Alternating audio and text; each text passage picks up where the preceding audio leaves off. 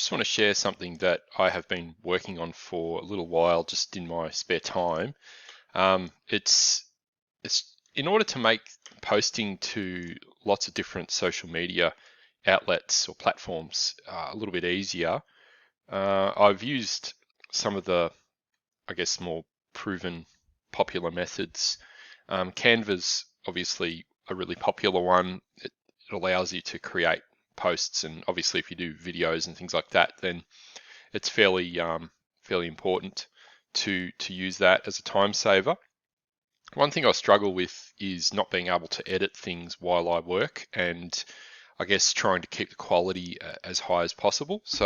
Um, so I've been playing around in Affinity Designer, making basically a huge template with lots of different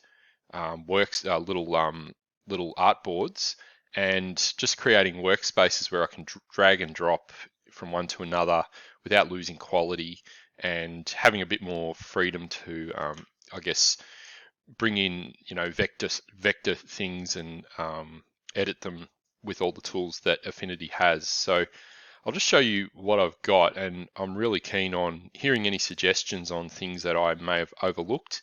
I use it quite a lot. I For this particular little business, I sell teaching materials for art teachers, and I like to make sure my visuals look really good and as good as I can get them. And I like to make sure that all the images are of optimal size across every platform that I use. And currently for this particular little business, I use quite a number of platforms, and but there's others here that I have also added in for some other projects that I've been working on. So what we've got is, I'll just zoom out so you can see it. It's fairly crazy. We've got a bunch of, you can't see the names clearly when it's zoomed out, but you're never going to work like that anyway. But I've got a bunch of artboards, and I've titled each one with the image size. I gained the more or less updated image size off Canva. There's actually a page there with all the supposed optimal sizes. It changes quite a lot, and also depending on where you go, you'll get a bit of variation. So I've sort of experimented a fair bit. Probably with the more important one for me is the Facebook ones, and this what is it, 1125 by 633 for cover photos. The square one, obviously, 1080 by 1080. Just trying to get, so there's no issues with, artifacts and compression, things like that, stretching, cropping out important information or important visual elements. So yeah, so I'll just show you. So that's the image. You tend to, I have found after using this quite a lot, I tend to work with the sidebar quite a lot. So I don't tend to sort of move around as much, like this. I tend to just look at the sidebar and find the one I want. You can see I've got the Etsy ones on screen here right now. And one thing I started with was I put them all in folders. So instead of having them as individual things, it's quite a lot there. It looks a lot nicer if they're in folders. But the only problem with that is if you put them in a folder, and I've got one in a folder here for the Steam. I don't use Netspace Arts for Steam, so I'll just get rid of that. But I have a project, a game project with a friend. I haven't updated the screens, the actual resolutions for these titles yet. This is a little bit of an older version. I have all the recommended image sizes for posting something on a store page on Steam, and also they have another set for which I haven't added here, which is for news, your articles and things like that. So there's a lot of requirements, and the problem with Steam is they really are very picky on image size, which I think's a good thing. They're not allowing you to just throw up whatever you want. but it can be a little bit frustrating when it comes to creating images for Steam pages for a store listing or something like that. So respect to all the Steam game developers out there, because yeah, it is quite not as streamlined as some of the other social media platforms. So I've got it in a folder, and it seems that'd be quite neat to just have it in a folder like that. Problem is you can't move it as a folder. So if you want to move something away from the other things or whatever, you can't do that.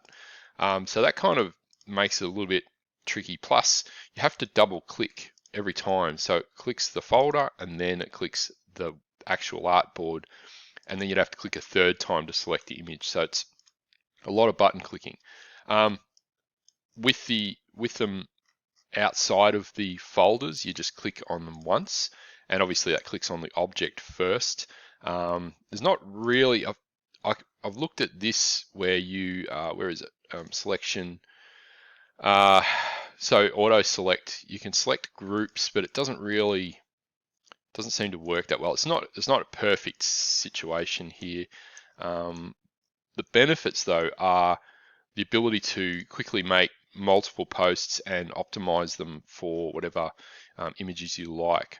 So I'll make a story image, and I'll just use some stuff from the one next to it.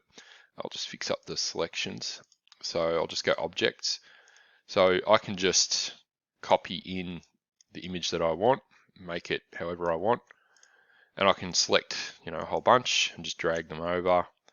Obviously I'll just put those back, just hold down control. So I can make those, bigger if I want. I'll just hold down shift and bring them in quite quickly just to show the features.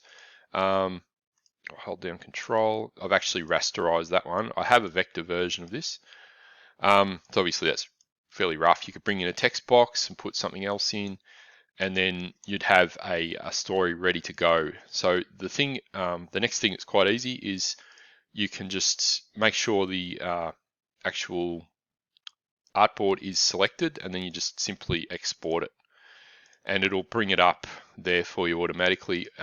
But you can also just scroll through and find it, and then you can get control over your quality and all that sort of thing. So say for web assets or anything like that as well, you might want some really good uniform images and you want them all at the same compression.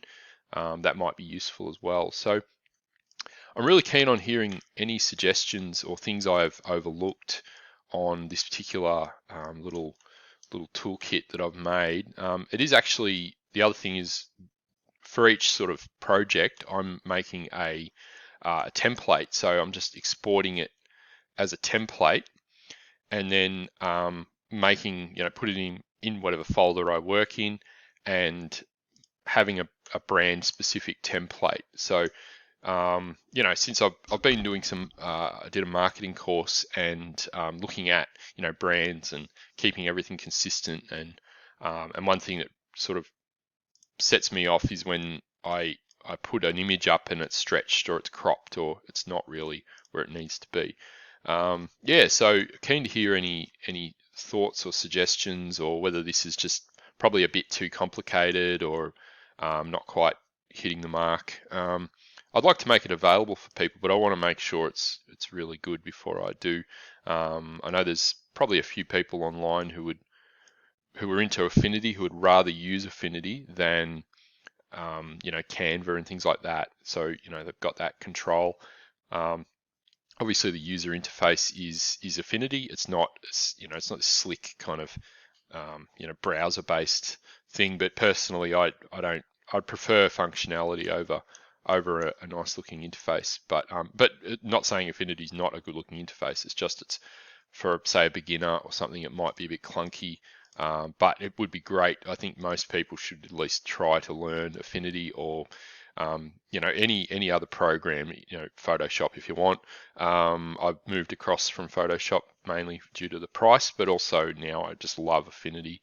I think they're doing some amazing work, continuing to develop their products, and I'll be with them for a very long time unless something unforeseen happens, subscriptions and things like that. So keen to hear any feedback, and give us a like and a subscribe if you haven't already. I'll see you in the next video.